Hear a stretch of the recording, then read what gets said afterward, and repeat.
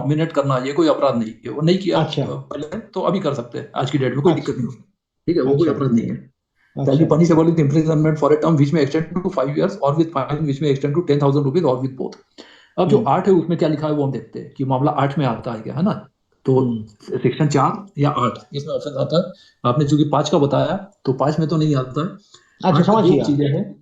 8 हाँ में दो चीजें आती है कि सेवा हाँ otherwise provided in any law for the timing in force, no public record shall be destroyed or otherwise disposed of except in such manner and subject to such conditions as may be described। तो कोई भी document जो है, कोई भी public record, वो बिना किसी नियमावली के डिस्ट्रॉय नहीं किया जाएगा, है ना।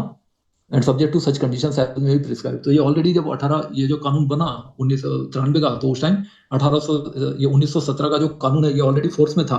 तो 1917 के हम्म कानून के मुताबिक तो डिस्ट्रॉय किया ही जा सकता है।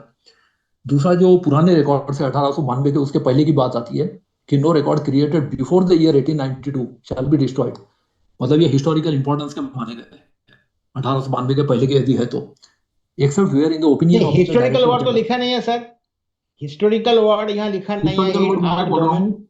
अच्छा 1993 में कानून पास हुआ तो 1993 में ये पास किया कि जो 100 साल से पुराने रिकॉर्ड है, मतलब हाँ 1892 के पुराने जितने भी कानून है उसको हम्म नष्ट करने का director general of national archive he decide करेगा। हाँ हाँ ठीक हाँ है। हाँ पक्का पक्का। हिस्टोरिकल मतलब हिस्टोरिकल मेरा वर्ड है, कानून हिस्टोरिकल अच्छा नहीं है लेकिन वो हिस्ट्री हो गया ना। 100 साल मतलब अच्छा हिस्ट्री हो गई। 1993 का अच्छा कानून बना और ये पास किया कि 100 साल से पुराने। तो हम्म 1892 से पुराने जो है वो हम्म record director general of national archive की परमिशन से ही कर सकते हैं। ठीक है। हाँ हाँ हाँ, ये तो तो ठीक है। 8 2 में। हाँ 1903 का बाद का कोई रिकॉर्ड तो पब्लिक रिकॉर्ड्स एक्ट 1993 लागू होगा 1993 का बाद में। मैं 93 से लागू होगा। तो हाँ ये 99 में कोई अगर रिकॉर्ड को डिस्ट्रॉय कर दिया illegally in in violation of section 8 तो उसका लिए तो वो क्राइम हो गया। नहीं, वो पब्लिक रिकॉर्ड में आता ही नहीं है, आप जो बोल रहे हैं ना। देखिए पब्लिक रिकॉर्ड अच्छा बोला किसको गया है। पब्लिक रिकॉर्ड्स की डेफिनेशन है ना, वो आपको पहले डेफिनेशन में सेक्शन 2 में जाना पड़ेगा। हमने अच्छा देखा कि 25 साल से पुराने ही रिकॉर्ड इसमें आते हैं। नेशनल आर्काइव्स की यदि हम बात करें, पब्लिक रिकॉर्ड किसको कहा गया है। तो इसमें देखिए जो ये इसके नेशनल आर्काइव्स में जो ट्रांसफर किए जाते हैं वो जनरली 25 या 30 साल पुराने ही रिकॉर्ड्स होते हैं। तो हम्म इसमें देखिए बोर्ड की डेफिनेशन है, डायरेक्टर जनरल है, हेड ऑफ द ठीक है। आर्काइव्स है, प्रिस्क्राइब्ड है। रिकॉर्ड का हाँ, डेफिनेशन पब्लिक पब्लिक सीई में रिकॉर्ड है देखिए सर ई। एनी। हाँ हाँ, ई में है काइंडली एनी हाँ record any document manuscript and file any microfilm microfiche and facsimile copy of a document any reproduction of image और images embodied in such microfilm whether enlarged or not and any other material produced by computer or by any other device of any records creating agency। तो ये तो जो है public records मेरा की record definition इसमें है। आता है ई में आता है सर 2 ई में नहीं आता नहीं है आता वो मेरा। नेशनल आर्काइव की। देखो डायरेक्टर जनरल के पावर्स कहाँ से शुरू होते हैं वो हम देखते हैं। जो पुराने डॉक्यूमेंट्स है ना नेशनल आर्काइव्स, जो क्योंकि इसके जो बॉडी के जो फंक्शंस है, director general of national archives ये किस उसमें ऐड कर सकता है वो मैं बताता हूँ। वो केवल 25 या 30 साल पुराने रिकॉर्ड है तो ही उसमें ऐड करेगा। ये आगे लिखा हुआ है सेक्शन 6 में शायद आया है ये। 6 पे चला जाता हूँ मैं। रिकॉर्ड्स ऑफिसर है, इसके बाद फिर रिस्पॉन्सिबिलिटीज ऑफ रिकॉर्ड्स ऑफिसर है। हाँ ये देखिए सेक्शन 6 में क्लॉज सी है। हाँ सेक्शन 6 में रिस्पॉन्सिबिलिटीज ऑफ रिकॉर्ड्स ऑफिसर बताया है। The records officer shall be responsible for proper hmm arrangement, maintenance, and preservation of public records under his charge. Periodical review of all public records and weeding out public records of ephemeral value। Hmm ephemeral मतलब 1 साल से पुराने जो temporary records है ना, वो हम मान सकते हैं हम्म इसमें। हम्म appraisal of public records which are more than 25 years old in consultation with the National Archives of India। तो हम्म जो 25 साल से पुराने हैं तो फिर national hmm, archives of India से कंसल्ट करेगा। कोई भी रिकॉर्ड्स हम्म। ऑफिसर मतलब एनी सेंट्रल गवर्नमेंट ऑफिसर है ना, जो भी रिकॉर्ड्स ऑफिसर नॉमिनेटेड हाँ है। हाँ हाँ हाँ or as the case may be, the archives of the union territory within with a view to retaining public records of permanent value। तो यदि परमानेंट है तो 25 साल से पुराने है तो ट्रांसफर के मामले में निर्णय लिया जाएगा कि नेशनल आर्काइव्स को दे दिया जाए। और हम्म चौथा है destruction of public records in such manner and subject to such conditions as may be prescribed under sub section 1 of section 8। यदि डिस्ट्रॉय करना है तो देखिए डिस्ट्रॉयक्शन के बारे में कोई भी प्रावधान इसमें नहीं किया गया, तो वहां पे डिस्ट्रक्शन ऑफ रिकॉर्ड्स एक्ट है वही लागू होगा जो 8 1 में भी लिखा है। 8 1 में अभी अभी हमने पढ़ा। तो उसमें destruction hmm. Of record act के मुताबिक ही डिस्ट्रॉय किया जाए। और कंपाइलेशन ऑफ ए शेड्यूल और रिटेंशन फॉर हाँ वही पब्लिक तो रिकॉर्ड। सर सर मेरा सवाल वही है अगर सेक्शन 8(1) में डिस्ट्रक्शन का जो स्पेसिफिक नियमावली लिखा गया है अगर उसका वायलेशन होता है तो कहाँ शिकायत करे national director general of national archive को शिकायत करे। या दूसरा कोई नहीं जगह वो से उसमें दर्ज नहीं करते वो हैं? उसमें नहीं आता। वो पहले आप देखिए कि आपका मामला किस विभाग का है और उनकी विनष्टीकरण नियमावली क्या है। जैसे कि वो रोज डॉक्यूमेंट जलाते हैं तो वो भी लीगल हो सकता है, क्योंकि उसमें होता है कि रिकॉर्ड किस टाइप का है, उसकी लीगल वैल्यू क्या है ना। कि 1 साल, 5 साल, 10 साल, 15 साल परमानेंट, ये जो भी वैल्यू आप उनके ओ जो मतलब रिकॉर्ड की जो ये डिपार्टमेंट वाइज इसका कानून चेंज हो सकता है। पब्लिक रिकॉर्ड्स एक्ट बिल्कुल सभी होता ही 1993 है। दिया है। सैकड़ों हजारों अलग अलग कानून है। मैंने बताया कि सभी स्टेट गवर्नमेंट के अलग है, हाई कोर्ट के अलग है, रेवेन्यू के अलग है, अलग अलग ऑफिस के हेड है, वो भी अपने अलग अलग नहीं कानून बना मेरा सकते केस हैं। सेंट्रल हाई कोर्ट गवर्नमेंट भी का है, नहीं मेरा होती। केस मेरा हाँ केस ठीक है, सेंट्रल तो सेंट्रल गवर्नमेंट का का है है। तो उनकी विनष्टीकरण नियमावली आप पता लगाइए क्या है ना। उनकी भी नियमावली बनी होगी, क्योंकि तो 100 साल से ज्यादा मेरा टाइम हो केस गया है। रिलेटेड है स्टील मिनिस्ट्री का, तो स्टील मिनिस्ट्री में पूछना होगा तुम्हारा पब्लिक रिकॉर्ड क्या है बताओ। हाँ रिटेंशन, वो पहले आप नियम पता नहीं, वो उनकी वेबसाइट पर भी होंगे, या पता लगा लीजिए आप, है ना, हाँ जो भी है विनष्टीकरण के क्या वेबसाइट पे नियम है। हो या आरटीआई हाँ या करके हाँ या मांगे, वो तो अलग बात है। नियम होते हैं और नियम के अनुसार ही वो लोग करते हैं, क्योंकि कोई भी सरकारी अधिकारी है ना अपनी नौकरी खतरे में डाल के फाइलें नहीं चलाएंगे, है ना। तो वो फाइलें जब जलाते हैं तो पूरी प्रक्रिया या नियम लेकिन कहीं बने पब्लिक होते हैं, उसके रिकॉर्ड्स एक्ट आधार पर ही 19 करते हैं। सर पब्लिक रिकॉर्ड्स एक्ट 1993 तो मदर एक्ट है ना? नहीं वो मदर एक्ट नहीं है, वो बाद में बनाया गया है। देखो विनष्टीकरण पे भी लागू ही नहीं होता, वो केवल प्रिजर्वेशन का है। पुराने रिकॉर्ड अच्छा। से 1892 के पहले या फिर 25 साल पुराने रिकॉर्ड है, तो वहां को एक हम्म। नेशनल आर्काइव ऑफ इंडिया की कस्टडी में दे दिया जाए सभी सेंट्रल गवर्नमेंट विभागों द्वारा। इसलिए अच्छा इसकी स्थापना की गई है। तो अच्छा mainly it is about maintenance, it's not about अच्छा डिस्ट्रक्शन। मैंने बताया था रिकॉर्ड क्रिएशन अलग चीज है, मेंटेनेंस अलग है, रिटेंशन है, एक्सेसिबिलिटी अलग है और डिस्ट्रक्शन अलग है। तो जब डिस्ट्रक्शन की बात करते हैं तो ये 1917 के नियम लागू होंगे। और आपको यदि मेंटेन करना है, रिकॉर्ड को प्रिजर्व करके रखना है, तो वो प्रावधान इसमें है कि 93 प्रिजर्व का। करके रखना जरूरी है, हिस्टोरिकल इंपॉर्टेंस के है, और फिर भी जला दिए गए। तो फिर आपको ये साबित करना पड़ेगा कि वो हिस्टोरिकल इंपॉर्टेंस के थे। अदरवाइज वो रिकॉर्ड डिटेंशन के मुताबिक तो मैंने बताया कि हर 6 महीने बाद, हर साल या पीरियोडिकल रिव्यू के टाइम जब जब होता है, तो ये डॉक्यूमेंट्स को अच्छा डिस्ट्रॉय किया ही जाता है। इवन जब ऑफिसर का ट्रांसफर होता है, हैंडिंग और टेकिंग ओवर होता है, तो उस टाइम भी ऑफिसर जो अपना वो होता है वो वीडिंग आउट कर देता है या उसको चला देता है। हमारे यहाँ भी जैसे ऑफिसर ट्रांसफर होते हैं, 1 साल के लिए, 3 साल के लिए छुट्टी पर जाते हैं, तो रिकॉर्ड ट्रांसफर होता है, तो उस टाइम पे अपने अपने जो टेम्पररी रिकॉर्ड है वो डिस्ट्रॉय कर देते हैं। परमानेंट में देखा जाता है कि कौन से रिकॉर्ड हैंड ओवर करने, कौन से आवश्यक है। तो ये हर ऑफिसर जो है अपने अपने जो संबंधित नियम है उसके तहत यह निर्णय लेता है। Okay sir, thank you sir, thank you. हाँ तो इसे वो डिटेल में आपको जाना है तो उसमें आएगा, तब आएगा। अच्छा अच्छा ओके इसमें तो सर। कोई हिस्टोरिकल है, कल्चरल इंपॉर्टेंस का कोई यदि है और वो डिस्ट्रॉय कर दिया गया 25 साल पुराना डायरेक्टर जनरल के कंसल्टेशन के बिना, तो वो उसमें लागू होता है। या 100 साल पुराना 1892 का हिस्टोरिकल, वो किसी ने डिस्ट्रॉय कर दिया, तो वो धारा 8 का उल्लंघन है, जो 9 में आता है पेनल्टी में। तो मेरे ओके ख्याल से सर। ऐसे बहुत ही कम हुए होंगे, तो आप पता लगा लीजिए इसमें कौन कौन सी पेनल्टी हुई है अब तक। पब्लिक रिकॉर्ड्स एक्ट 1897, उससे आपको पता चल जाएगा। बाकी धारा 5। Okay sir, thank you. हाँ ओके, धन्यवाद। हाँ अ, देवानंद जी, भरत नेक्स्ट पांड्या क्वेश्चन जी, वो करिए। भरत पांड्या जी आप मैसेज अपना प्लीज वो फिर से कर देंगे, या कोई कॉपी एंड पेस्ट करके फिर से पोस्ट कर दे चैट बॉक्स में, धारा 8(3) के बारे में जो भरत पांड्या जी कह रहे थे। वो मेरा डिस्कनेक्ट हो गया तो वो चला गया वो मैसेज, मैं स्क्रीनशॉट भी ले नहीं पाया।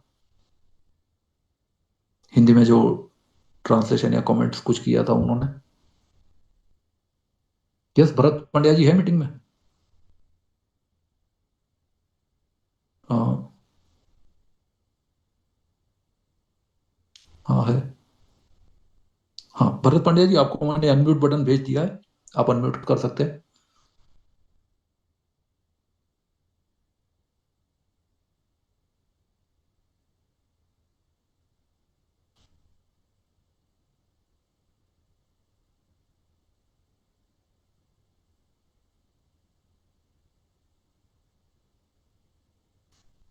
हाँ जी भरत पांड्या जी, अनम्यूट बटन मैंने आपको।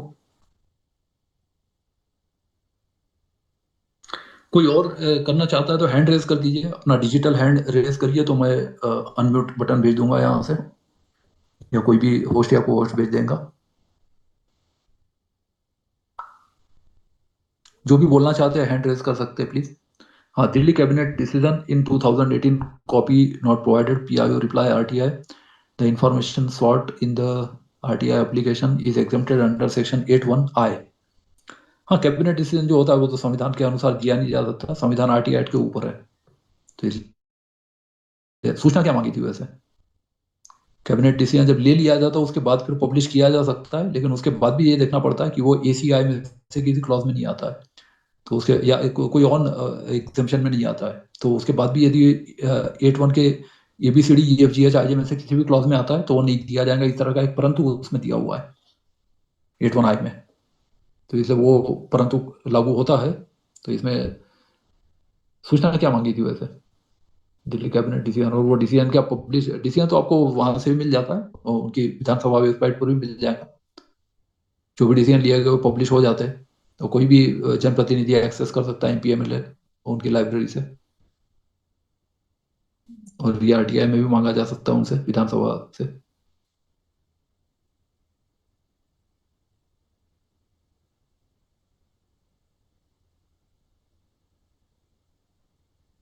कैबिनेट डिसीजन 8(1) हाँ जी, और कोई प्रश्न पूछना चाहता है तो हैंड रेज कर सकते हैं।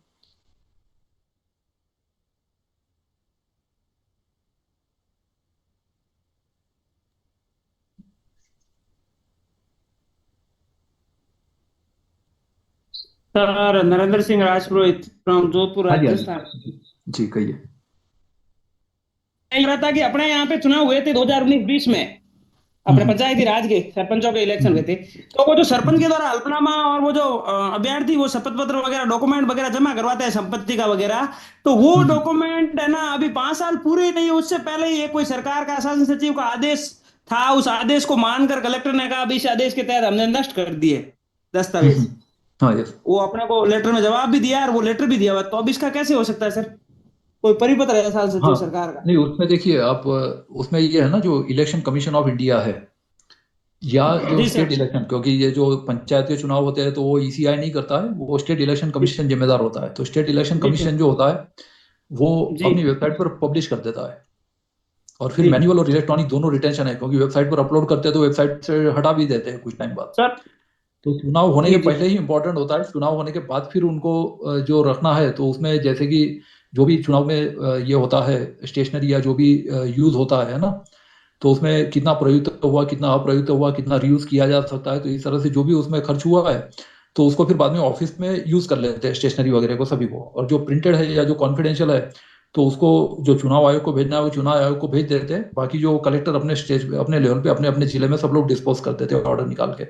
तो ये प्रक्रिया है इसमें। तो इसमें जी सर। पुराना, और हाँ एक सर ये पुराना था नहीं है तो आप कि नया संपत्ति मांग लीजिए, अरे है ना, सर वो नया ऐसा नया करते हैं कि संपत्ति का सरपंच के विवरण। चुनाव में ये दस्तावेज वगैरह जमा कराते हैं तो उसमें सरपंच के ओरिजिनल साइन होते हैं क्योंकि अधिकारियों के सामने होते हैं, लेकिन जो इसके सरपंच प्रतिनिधि होते हैं चाहे पत्नी हो चाहे देवर हो कोई भी वहां पे पंचायत में काम करते हैं तो ये लोग फर्जी साइन करते हैं, तो उसका मिलान करने के लिए अपन को वो जो मूल दस्तावेज चाहिए होते हैं, ये लोगों ने क्या है कलेक्टर जोधपुर के एक जो हम लोग अपने कलेक्टर जोधपुर ही है जिला निर्वाचन अधिकारी, तो उनके यहाँ से अपने दस्तावेज मांगे तो उन्होंने कहा दिया हम नष्ट कर दिया, तो अब कैसे होगा अपने पास, कैसे आएंगे वो हाँ जी, रिकॉर्ड जो कोई सर? भी चीज में है ना, कोई भी चीज में लिमिटेशन होता है। तो जो लिमिटेशन है आपको उतने टाइम की है, जैसे कि चुनाव जब तक चल रहा है तब तक तो आप कुछ चुनाव याचिका लगा ही नहीं सकते, है ना, ये सुप्रीम कोर्ट का नियम है। तो चुनाव शुरू हो गए तो बंद नहीं हो सकते, हाईकोर्ट भी स्टे नहीं देगी। जब चुनाव हो गया उसके बाद फिर इलेक्शन पिटीशन दायर की जा सकती है। तो इलेक्शन पिटीशन या कोई चीज आपको चैलेंज करनी है, कोई चीज है, तो उसके लिए भी लिमिटेशन होता है। ये नहीं कि वो 5 साल कार्यकाल पूरा कर दिया फिर आप बोलो कि इसको अवैध घोषित करो, तो बाद में तो वो इनफेक्चुअस है, उसका कोई फायदा नहीं है। तो इतने पुराने जो रिकॉर्ड है उसका जो इम्पोर्टेंस है वो भी खत्म हो जाता है। तो इसलिए लिमिटेशन ऐड होता है, वो भी आपको ध्यान में रखना पड़ेगा, क्योंकि जो विनष्टीकरण के जो नियम बनाए गए हैं वो इसी आधार पर बनाए गए हैं कि लीगल रिटेंशन कितना जरूरी है। और टाइम टू टाइम इसको हर इलेक्शन के बाद हर कलेक्टर की ड्यूटी बनती है कि जो जो डॉक्यूमेंट है स्टेशनरी वगैरह उसको ये कर दे, मतलब जो प्रयुक्त तो हो सकती है वो अपने कार्यालय में यूज कर ले, तो सरकारी अधिकारी यूज कर लेते हैं। और जो लिखे हुए कागज है या फिर जो प्रयुक्त स्टेशनरी हो गई है तो उसको जो चुनाव आयोग को जरूरी है वो चुनाव आयोग को ट्रांसफर करे, और बाकी जो ये चीज है वो उसको आदेश निकाल के विनष्ट कर दे। तो इसलिए आपके टाइम ने आपने टाइम से नहीं लगाया तो वो 5 साल बाद या वो लगाते तो फिर तो उसका कोई फायदा नहीं है। रही बात साइन की, साइन आप अभी भी ले सकते हैं उनसे कि भाई नया मांग लीजिए, फिर से चुनाव में खड़ा होता है अगले अगला, फिर वो अपना वो देगा कि मेरे पिछले संपत्ति क्या है, तो फिर से वो साइन करके देगा। तो उस टाइम पे आप चैलेंज कर सकते हैं या पता लगा सकते हो, और ये वेबसाइट पर भी होता है। चुनाव आयोग जो है वो रूटीनली वेबसाइट पर डाउनलोड करके RTI क्लब जो ग्रुप है हमारे उत्तराखंड, इसमें तो बहुत सारे वो पब्लिश होते रहते हैं टाइम पे, तो वो उस टाइम पे आपको पब्लिकली अवेलेबल हो और जाएगा। एक एक बार भी नरेंद्र होने सर के अपने साथ जैसे कि एक बार भी वो छपते रहता है। निर्वाचन आयोग की वेबसाइट पे तो उनके हल्फनामे वगैरह पड़े हैं, तो अपने को वो सर्टिफाइड के लिए कलेक्टर को बोल के लेना पड़ेगा ना? वेबसाइट पे तो ऐसे सर्टिफाइड पड़े नहीं हैं, नहीं लेकिन वो कोई वेरीफाइड नहीं कोई है ना। किसी के भी नहीं नहीं आईटी एक्ट के मुताबिक जो भी इलेक्ट्रॉनिक रिकॉर्ड है वैलिड है। आप सीधे निकालो, डाउनलोड करो, प्रिंट करो, अपने साइन करके किसी भी कोर्ट में लगाओ, सब जगह चल जाएगा। थैंक यू सर, सर्टिफाई करने के लिए आपको थैंक यू सरकारी वीरेंद्र सर, अधिकारी बहुत होना बहुत जरूरी नहीं धन्यवाद है। सर, बहुत जिम्मेदारी आपकी है जी कि भाई सर, आपने फैब्रिकेट नहीं किया है ना, जी आपने सर, अपने घर में नहीं बनाए, तो उसमें वेरी सीधा आप लगा दीजिए वेरी कि भाई गुड आपकी सर, वेबसाइट पर। हाँ, ये अच्छी जानकारी। आईटी जी सर, आईटी एक्ट के मुताबिक जो भी इलेक्ट्रॉनिक रिकॉर्ड है, आप सेक्शन 6 पढ़ लीजिए। जी तो सर, मैनुअल रिकॉर्ड की तरह जो इलेक्ट्रॉनिक रिकॉर्ड है वो भी वैलिड है ना। तो जी आप सर, सीधा उसको डाउनलोड करिए, प्रिंट करिए, साइन करके दे दीजिए। पीआईओ भी कर सकता है, कोई भी कर सकता है। थैंक यू तो ये वीरेंद्र आप सर। अपना साइन करके सीधा उसमें करके लगा दीजिए, किसी भी अभिलेख में ये मान्य होंगे इलेक्ट्रॉनिक रिकॉर्ड। तो उसमें आपको किसी के साइन के पीछे पड़ने की आवश्यकता नहीं है कि जी, वो सरकारी थैंक यू अधिकारी है सो तो वही मच करेगा, या वीरेंद्र सर, ये गैजेटेड जानकारी या सभी के लिए बहुत हाँ जी, महत्वपूर्ण जानकारी दी सर आपने, थैंक हाँ यू या, सर। या वो गैजेटेड ऑफिसर ही होना चाहिए, ऐसा भी नहीं। अब जैसे एग्जाम में तो नियम ही बना दिए कि भाई जो कैंडिडेट है अपने सर्टिफिकेट की कॉपी लगाएगा, तो कैंडिडेट खुद ही साइन करता है। पहले ऐसा होता था कि गैजेटेड ऑफिसर को ढूंढना पड़ता था, अब तो कैंडिडेट खुद ही करता है, क्योंकि गलत है तो वो सरकारी अधिकारी बीच में क्यों फंसेगा, वो अपना जो कैंडिडेट देता है वही जिम्मेदार है। तो अपना स्वयं साइन वो लगाया ना कि भाई मैंने ये किया है, तो फिर उसकी जांच वाच होती है बोर्ड से, यूनिवर्सिटी से, और उसमें गलत किया तो फोर्जरी में स्टूडेंट फंसता है, अब कोई सरकारी अधिकारी नहीं फंसता है ना। तो इसलिए इस तरह के नियम बना दिए गए हैं कि कहीं पर भी थैंक यू हस्ताक्षर सर, स्वयं आपको करने होते ठीक, हैं जो थैंक सरकारी यू है। सर। धन्यवाद।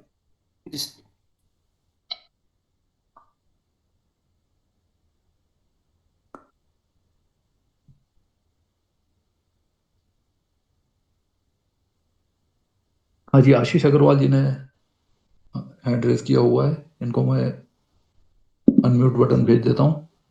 आशीष अग्रवाल जी, कृष्णा प्रणाम सर। बरवा जी। हाँ जी, हाँ जी, प्रणाम आप सर। करिए। हाँ जी, हाँ जी, हाँ जी, हाँ जी, कहिए। सर मैं आशीष अग्रवाल की उत्तर है। सर मेरी हाँ एक जी, हाँ जी, है कि हर पेट्रोल पंप वाले को प्रतिदिन 100 न्यूज पेपर निशुल्क बांटना है जनता को जागरूकता के लिए। लेकिन मैंने इस पे भी ये पता किया कि कोई भी पेट्रोल पंप वाला ऐसा नहीं कर रहा है। तो इस विषय में सर कुछ मार्गदर्शन दे दें जिससे हम ये एप्लीकेबल करवा पाए पेट्रोल पंपों वालों से। नहीं, ऐसा जिस कानून में लिखा हुआ है तो आपको पहले उनके संज्ञान में लाना पड़ेगा कि ऐसा आवश्यक है ना। क्योंकि ये आप कौन सा कानून बोल रहे हैं मुझे भी जानकारी नहीं है ना। और फिर वो उसका पालन नहीं हो रहा है, क्योंकि आप जो बता रहे हो वो स्टेट का है, सेंट्रल का है, कौन सा कानून है, कौन सा क्या वो एक्ट है, कोई रूल है, कोई नोटिफिकेशन है, कोई ऑफिस ऑर्डर है, किस आधार पर आप उसको कह रहे हैं, कहाँ लागू कर रहे हैं, ये देखना पड़ेगा, है ना।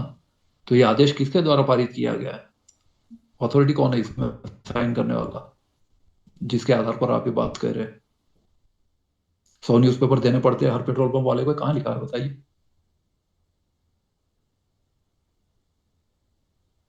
ठक्कर साहब, हाँ जी, हाँ जी, ठक्कर साहब प्रणाम। मैं वासुदेव पारवाली, जयपुर हाँ जी, हाँ राजस्थान जी, से। जी, हाँ जी, हाँ जी, और नमस्ते। आप सभी का इस ग्रुप में बहुत बहुत स्वागत और अभिनंदन और आभार प्रकट करते हुए मैं अपना अपना प्रश्न रखना चाह रहा था। जी, अभी जो आपने इनसे पहले एक सवाल का जवाब दिया था जोधपुर वाले व्यक्ति का, हाँ जी, हाँ जी, तो मैं उसी क्रम में मैं अपना सवाल रखना चाह रहा हूँ। मुद्दा हाँ ये जी, था कि सन 2004 में जयपुर नगर निगम का चुनाव हुआ था, हम्म, और वो उस चुनाव में जो कैंडिडेट ने अपना नॉमिनेशन दिया था वो हम्म, उसके विरुद्ध में एक पिटीशन फाइल हुई थी इलेक्शन से संबंधित में। हम्म, अब चूंकि वो 5 साल का दौर गुजर गया, लेकिन दो हम्म, तरह से उसमें ऑफेंस था। एक तो चुनाव हम्म, रद्द कराने का और दूसरा उसमें फॉल्स एफिडेविट देने का। अब वो अच्छा, ओके, विचाराधीन आज भी कोर्ट में चल रहा है, फॉल्स एफिडेविट का मामला। हम्म, अब हमने जब वहां पता किया जिला कलेक्ट्रेट में, तो वो ये कह रहे हैं कि साहब हमने जो मैनुअल फॉर्म था हमने तो उसको डिस्ट्रॉय कर दिया, जबकि वो इस हम्म, चीज के लिए पहले से पाबंद थे और पार्टी भी बने हुए थे, फिर भी अच्छा, उसके ओके। बाद डिस्ट्रॉय कर दिया। तो आप मुझे मार्गदर्शन देके अनुग्रह करें। हाँ जी, तो इसमें देखिए जो विनष्टीकरण की जो प्रक्रिया है ना, नॉर्मली उसमें क्या होता है कि ऑफिसर को सर्टिफाई करना पड़ता है कि इसमें कोई भी शिकायत या कोई भी वाद किसी भी कोर्ट, कमीशन या ट्रिब्यूनल में लंबित नहीं है ना, या वो हो गया है तो उसके बाद भी 3 साल तक रखना पड़ता है। उसके 3 साल पूरे हो जाने के बाद फिर वो डिस्ट्रॉय कर सकते हैं। तो यदि ऐसा कोर्ट में कार्रवाई पेंडिंग है तो ऐसे टाइम पे उनको नष्ट नहीं करना चाहिए। वो यदि करते हैं तो वो कोर्ट की अवमानना भी हो सकता है, या कोर्ट के माध्यम से आप उसकी कॉपी मांग सकते हैं कि भाई ये चीज़ें और इन्होंने डिस्ट्रॉय कर दिया। तो कोर्ट भी इसमें जो है वो डिस्ट्रक्शन के लिए उनको पिनलाइज कर सकता है। तो इस तरह के प्रावधान है, क्योंकि जी आप देखिए बहुत बहुत किसी भी विनष्टीकरण नियमावली की जो प्रक्रिया होती है सभी शासनादेश उसमें सब रूल्स में, हाँ उत्तराखंड का मैं थोड़ा दिखाना चाहता था, वो मैं फिर से शेयर कर लेता हूँ क्योंकि लाइट आ गई है। और मैं जो उत्तराखंड के जो रूल्स है ये मैं शेयर कर लेता हूँ अपने लैपटॉप से। तो पहला पार्ट जो प्रेजेंटेशन है वो लैपटॉप से कनेक्ट कर रहा हूँ, तब तक और किसी का प्रश्न है तो आप पूछ लीजिए, तो दूसरे डिवाइस से कनेक्ट करके फिर ये जो जी उत्तराखंड जी के 4 नियम है जी, मेरा तो उत्तर अलग मिल अलग। गया मुझे, बहुत बहुत। हाँ हाँ, हाँ जी, हाँ जी, हाँ, मुझे मेरे प्रश्न का उत्तर मिल गया, बहुत बहुत आभार जी। क्योंकि प्रणाम इसमें जो हैंडलिस्ट किया उनको मैं, किशन लाल बैरवा जी, मैं आपको। सर नमस्कार, मैं एक मार्गदर्शन चाह रहा था सर कि हाँ हाँ जी, हाँ राजस्थान जी, से कहिए। राजस्थान में सर जब आरटीआई लगाते हैं तो कई बार कहते हैं सब बाबू रिकॉर्ड दे के नहीं गया है, अधिकारी चार्ज नहीं दे के गया है, वो रिकॉर्ड कहाँ गया हमें पता नहीं है। तो इस तरह के जवाब मिलते हैं, सूचना नहीं मिलती, तो ऐसी स्थिति में रिकॉर्ड के संबंध में किसकी क्या जिम्मेदारी है राजस्थान में, और हम क्या कर सकते हैं उसके लिए, इसमें संबंध में मार्गदर्शन दें सर। हाँ जी, उसमें ये है कि जो जहाँ जहाँ पे ऐसे इलेक्टेड लोग हैं या जो ट्रांसपोर्ट ऑफिसर्स है, तो ऐसे मामले में पीआईओ की ड्यूटी बनती है कि वो ऐसे मामले में 5/4 में उनको नोटिस दे जो लोग छोड़ के गए, और जो भूतपूर्व अधिकारी है उनसे भी वो रिकॉर्ड मांगा जा सकता है ना। तो इस तरीके से उसमें ये जिम्मेदारी या दायित्व जो है वो बनता है ना, यदि कोई रिकॉर्ड उनके पास हो तो ये इन्वोक किया जा सकता है। नहीं सर, वो कहते हैं कि अब बाबू मैं, चला गया लेके नहीं गया, हाँ तो वो उसमें अधिकारी जो भूतपूर्व है, पता ही नहीं, हम कहाँ से देंगे सूचना। हाँ जी, जो भूतपूर्व अधिकारी है जो नहीं देखे गया तो उसको भी ये पेश किया जा सकता है आयोग में, है ना। तो उसमें जो नाम है उसका आप नाम और ये पूछ सकते हैं कि कौन व्यक्ति है, तो उसमें जो छोड़ के गया उसकी भी जिम्मेदारी बनती है। पर सर आयोग तो ये कहता है कि ये अधिकारी कहाँ से लाए, वो दे के नहीं गए थे, कहाँ से देगा आपको सूचना। इस तरह गैर जिम्मेदार तो बातें तो करते हैं वहाँ।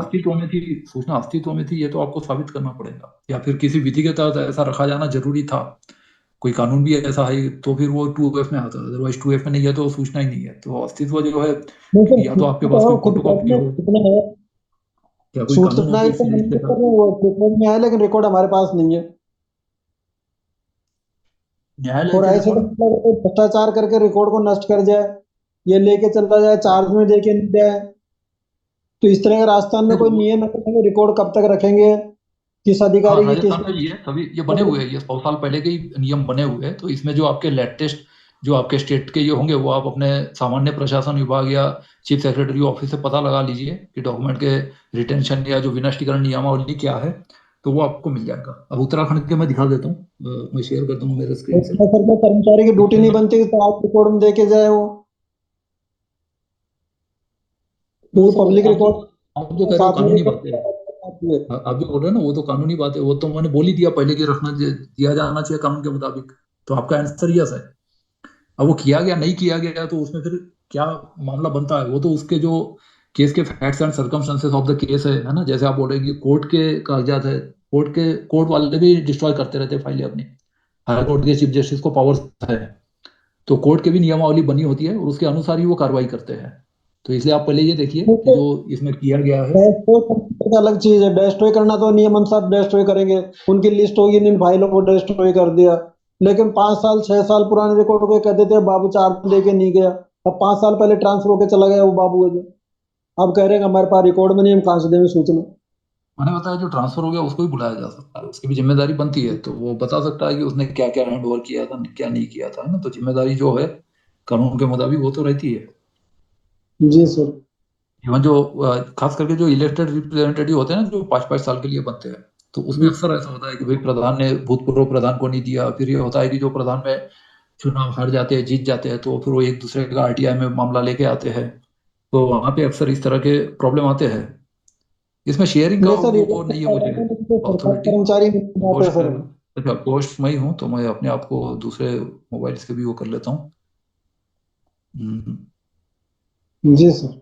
अलाउड टू रिमूव, नहीं इसमें ask to start video rename allow to record local files। एक मिनट, परमिशन तो दे दी आपने आपको मैंने, फिर remove permission to multipin put in waiting room remove. इसमें शेयरिंग की वो नहीं, अपने आप को एक डिवाइस से दूसरे उस पर डिवाइस वो होस्ट करने की परमिशन नहीं है। अग्रवाल जी आप है, देवेंद्र अग्रवाल जी या शिवानंद द्विवेदी जी, मुझे दूसरे उस पर भी होस्ट बना दीजिए ताकि मैं वो उत्तराखंड के नियम दिखा सकूं।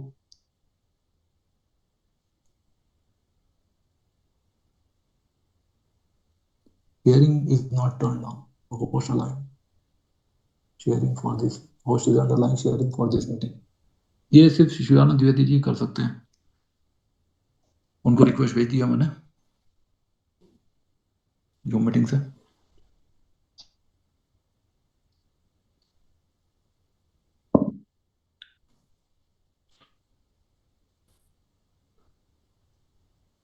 मैं इसमें देखता हूँ कि शेयरिंग की परमिशन इस पे होता है, मैं खुद ही कॉपी कर लेता हूँ दूसरे डिवाइस पे।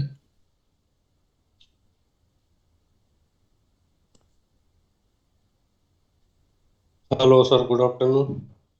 हाँ जी गुड आफ्टरनून। सर मैं गोविंद चंसोलिया बोल रहा हूँ, हाँ मध्य जी प्रदेश से। हाँ सर मेरा एक निवेदन था सर। जी कहिए। सर मध्य प्रदेश सूचना आयोग में मैंने द्वितीय अपील हेतु आवेदन किया था 6/12/2023 को। अच्छा, तो सर अभी तक उसका पंजीयन नहीं किया जा रहा है। तो इसमें जो उनका स्क्रूटिनी जो करता है ना, वो अधिकारी ने आपको लेटर दिया होगा कि आपकी एप्लीकेशन या अपील में क्या क्या कमी है, क्या संलग्न होने चाहिए, नहीं सर, क्योंकि वो कोई आयुक्त के कोई सामने तब तक नहीं रखेगा जब तक नहीं। तो आप उसमें उनको लिखिए, रिमाइंडर है ना कि आपने दिया है, उसको पंजीयन संख्या या अपील संख्या अब तक दी नहीं गई, क्योंकि नॉर्मली ये 3-1 महीना का टाइम लग जाता है इसका, अलग अलग नहीं आयोगों में सर, 1 से 3 महीना। और उसमें एक ऑब्जेक्शन का एक एक टेम्पलेट होता है, वो भी भेजते हैं कि आपके अपील में ये चीजें कम है, ये चीजें आप लगा कर भेजिए, उसके बाद ही आपको कंप्लेंट नंबर या अपील नंबर दिया जाएगा। तो इसलिए नहीं वो सर, आप वो वो भी नहीं आया तो सर उनको उसका। आप तो उनको रिमाइंडर भेज दीजिए आप कि हमने इतने तारीख को भेजा है और उसका रिमाइंडर भेज हो गया। चुके हैं सर हम। तो हाँ और उसके लिए सर क्या क्या कर सकते हैं, कहाँ पे शिकायत की जाए सर? इंडिया इंडिया पोस्ट पे आप रिकॉर्ड चेक करिए, और इंडिया पोस्ट भी 60 दिन के बाद रिकॉर्ड डिलीट कर लेता है। तो आप देखिए कि आपने जो भेजा था वो रिकॉर्ड जो है वो डिलीवर हुआ कि नहीं हुआ, हो सकता है डिलीवर ही नहीं नहीं हुआ, सर, तो फिर से डिलीवर सर मैं करिए। स्वयं ही वहां पे आवक करवाया था सर, उसका आवक अच्छा, नंबर भी मिल आपने गया स्वयं है। बाय हैंड, अच्छा बाय हैंड आपने दिया है। जी जी सर। हाँ तो बाय हैंड दिया तो वहां पे जो है फिर आप उनको, जो आयुक्त है उनको शिकायत करिए कि हमने ये किया था, और उसकी जो एक्नॉलेजमेंट है ना, प्राप्ति रिसीविंग है, उसकी कॉपी आप उसमें लगाइए कि हमने ये भेजा था और उसके बाद भी हमको दिया नहीं गया, वो फिर देखेंगे। तो उसमें भी कुछ हो नहीं रहा है सर, तो उसके लिए उसकी शिकायत कहाँ कर सकते हैं सर? और उसमें फिर आप पर्सनली उनको मिलने का रिक्वेस्ट दीजिए, आयुक्त या मुख्य सूचना आयुक्त को। अच्छा सर। अदरवाइज तो फिर कोर्ट में जा सकते हैं, क्योंकि उसका जो उपाय है वो तो मैंने आपको बता दिया। और फिर आपके पास कोई एक्नॉलेजमेंट, अच्छा आपने बाय पोस्ट नहीं भेजा, आपने स्वयं वो किया है ना, तो स्वयं आपके पास जो इस स्वीकृति है, प्राप्ति स्वीकृति, प्राप्त है सर मेरे एक्नॉलेजमेंट, वही पास। सफिशिएंट प्रूफ है, उसके आधार पर आप कोई भी कार्रवाई आगे की कर सकते हैं। तो कोर्ट में जाना पड़ेगा सर उसको? हाँ आप पहले आयुक्त को लिखिए, आयुक्त को लिखिए, पर्सनली मिलने की कोशिश करिए, है ना। अच्छा अच्छा। हाँ उनके ध्यान में तो लाना पड़ेगा, और आयुक्त को लेटर लिखना पड़ेगा कि भाई ये चीज़ है और अब ये किया है, कृपया इसमें वो हमको कंप्लेंट या अपील नंबर दिया जाए। मैंने सर और उसमें बाय पोस्ट भी आरटीआई भेज भी के देखिए, गायब भी हो, अरे उसमें बाय पोस्ट भी भेज दीजिए एक copy. Bye bye post post. तो उनको और बाय पोस्ट तो सर आपके पास मेरे रिकॉर्ड आ जाएगा, इंडिया पोस्ट से वो प्रिंट करके रख दीजिए कि हमने डिलीवर किया ये लेटर इतने तारीख को, है ना। तो वो फिर दूसरा भी हो जाएगा, 2 बार मिलने के बाद भी वो मना नहीं कर सकते। तो आपकी कॉपी होंगी, उसको सर बाय पोस्ट भेज दीजिए आप। सर उसमें मैंने आरटीआई भी लगाई थी, तो उन्होंने गलत जवाब दे दिया। अब नहीं आरटीआई लगाई तो वो फिर फर्स्ट अपील सेकंड अपील में जाएगा, तो वो फिर उसको वहां परस्यू करिए। अच्छा आरटीआई लगाई है आपने तो जो आपने लोक सूचना अधिकारी ऑफ इंफॉर्मेशन कमीशन को आपने आरटीआई लगाई होंगी, तो उनका एक अपीलीय अधिकारी होगा, तो फिर वो अपीलीय अधिकारी जी। जो है सूचना आयोग का, उसको आप फर्स्ट अपील करिए पहले। अपील अधिकारी के यहाँ सर अपील में बुलाया था, उन्होंने एक्सेप्ट भी किया कि हाँ आयोग से गलती हुई है, हम इसमें आपकी अपील हाँ तो दायर कर गलती हुई तो लेंगे। वही लेकिन लेकिन उन्होंने सर वो गलत भेज अरे दिया जो आदेश। एक फोटोकॉपी फिर पकड़ा दो, बात खत्म करो, है ना। उसमें आप वो लड़ाई करते रहोगे कि डॉक्यूमेंट कहाँ गया है कहाँ गया है, वो सब नहीं। आप जो भी है ना आपने दे दिया, उसकी ये कॉपी और पकड़ा दो, बोलना भाई मेरी ये अपील है। आप वो अपील के अपील को वो डॉक्यूमेंट मिला नहीं मिला गायब हो गया, उसको लेके आप दूसरा एक केस बना दिया आपने, है ना। जी मान लो गायब हो गया, मिसप्लेस हो गया, बहुत सारी उसमें सैकड़ों हजारों आते रहते हो वहां पर भी, सीधा आप उसको करके मामला खत्म करिए, एक कॉपी और पकड़ा दो, बोलना ये कॉपी दे रहा हूँ आपको, करो इस पे सुनवाई, नंबर दो मुझे रजिस्ट्री करके, लेके है आए ना। हैं सर, लेकिन फिर भी नहीं करा हमने। दूसरे वो दिया आपने, तो फिर जी सर। आपको मुख्य सूचना आयुक्त को मिली है ना। जी सर। हाँ, मुख्य सूचना अच्छा आयुक्त अच्छा। को मिली है। वैसे सीपीसी के अनुसार मैं बता देता हूँ कि रजिस्टर्ड पोस्ट से आप जो भी लेटर भेजते हैं, जी। तो मान लिया जाता है कि उसको डिलीवर हो गया है ना, तो रजिस्टर्ड पोस्ट से वो मान लो लौटा देता है या लेने से मना करता है, तो मान लिया जाता है कि जी। उसको मिल गया, और उसके बाद आगे की कार्रवाई आप कर सकते हैं। This is as per central जो code of civil procedure CPC, उसमें इस तरह के इसमें भी नियम तो बने हुए आपके हैं। है सर, आपके पास रिसीविंग है वो आयोग की, हाँ ठीक है, उसको वही भी। मैंने बताया कि या तो आप और एक बार पकड़ा दीजिए, है ना, और झगड़ा खत्म करिए, और या तो वो उसका हाँ इन्वेस्टिगेशन करते रहिए, कहाँ गया क्या हुआ, है ना, तो वो पता करते रहिए। हाँ तो उसमें आपने जैसे हाँ। आरटीआई लगाई, फर्स्ट अपील लगाई, तो उसमें आप सेकंड अपील लगाइए आयोग के सामने, है ना, तो फिर आयुक्त हम्म। निर्णय करेगा। जो उसके अपीली अधिकारी जो है उसने क्या, उसमें जी अपीली जी जी। अधिकारी ने स्वीकार किया, तो क्या फर्स्ट अपील का निर्णय तो आया होगा ना आपको, फर्स्ट अपील का लिखित निर्णय मिला आपको। जी मिल गया सर। और हाँ, तो फर्स्ट अपील का निर्णय है, उसको सेकंड अपील में चैलेंज करिए। अच्छा अच्छा। हम्म। ठीक ठीक। ओके, धन्यवाद सर। हाँ यार, कोई भी मतलब देख लीजिए कि उसको मामले को कैसे करना है सॉल्व, वो तो आप देखिए, और लंबा खींच के ठीक। उसको झगड़ा करना है, अदरवाइज तो ये कि सिंपल करके उसको फिर एक कॉपी पकड़ा दो। मेरे पास भी ऐसे केसेस हुए हैं। हम्म। पीआईओ था मैं, तो उसमें रिप्लाई भेज दिया, किसी ने वाला नहीं मिला, मैंने 16 पन्ने फिर फोटो कॉपी करके रख दिया कि ले सूचना पकड़, और एक बार क्या वो नुकसान है उसमें, एक बार दिया तो हम्म। पब्लिक है ना, तो उसमें ठीक। दूसरी बार देने में भी कोई आपत्ति होनी नहीं चाहिए। मिला, मिसप्लेस हो गया, एड्रेस गलत हो गया, कोई भी कोई चीज हो गई, क्योंकि बहुत बड़ा केस नहीं बनता आयोग के लिए इस तरह का, ऐसे मामले तो फटाफट डिस्पोज हो जाते हैं। हम्म। हम्म। जी। Thank you sir.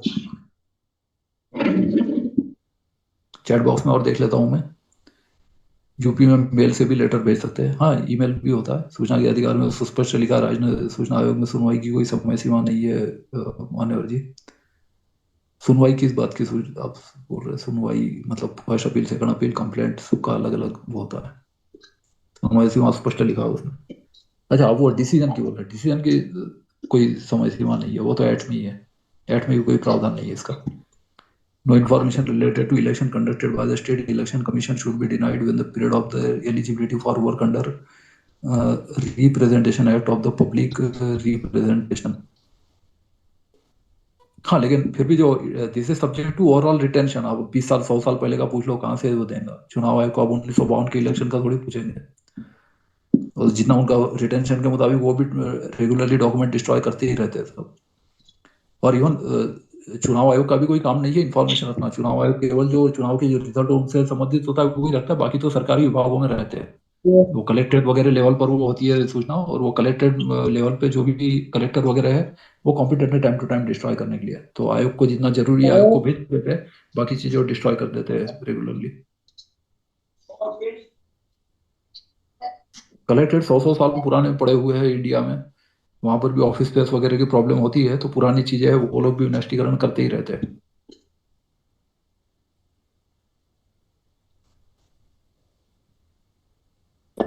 और इसमें वीरेन जी, चैट बॉक्स में, हाँ जी हाँ जी, हाँ जी वीरेन पूछिए। जी, मैंने हाँ। एक आवेदन, जैसे अभी आप रजिस्टर्ड डाक वाली बात बता रहे थे, तो ऐसा ही मामला अभी हाल ही में मेरे साथ हुआ। मैंने एक शिकायती आवेदन जिला कलेक्टर महोदय धार, और फर्स्ट पे उनका नाम लिखा और सेकंड पे लिखा नगर पालिका अधिकारी राजगढ़ धार। तो मैंने दोनों ही जगह वो आवेदन रजिस्टर्ड डाक से प्रेषित करा। अब कार्रवाई नहीं होने के चलते मैंने उस पर आरटीआई लगा के कार्यालय कलेक्टर धार से जानकारी मांगी। अब वो उन्होंने चूंकि कार्रवाई तो की नहीं थी एक्चुअल में, तो इसलिए उन्होंने 6-3 में राजगढ़ नगर परिषद को डाइवर्ट कर दी। अब उसकी सेकंड अपील में यही निर्णय हुआ कि, तो मैंने कहा साहब, राजगढ़ नगर परिषद को तो मैंने जानकारी मांगी नहीं, ये गलत तरीके से 6 दिन में डाइवर्ट कर दिया है, तो आप धार कलेक्टर को आप वापस इसमें नोटिस इशू करिए। तो आयोग ने वापस धार पीआईओ को नोटिस करा और कहा कि आपने इनको जानकारी क्यों नहीं दी, क्योंकि जानकारी अपीलार्थी द्वारा ये कहा गया कि आपके कार्यालय से संबंधित थी।